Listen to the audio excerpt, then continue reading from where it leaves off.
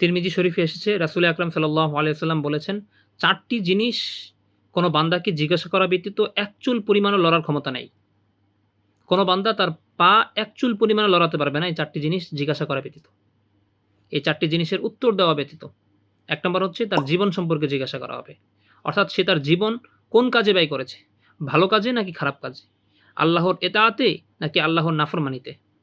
২ নম্বর হচ্ছে তার এলেম সম্পর্কে জিজ্ঞাসা করা হবে। অর্থাৎ সে কোন এলেম অর্জন করেছে এবং সেই এলেম অনুযায়ী সে আমল করেছে কিনা?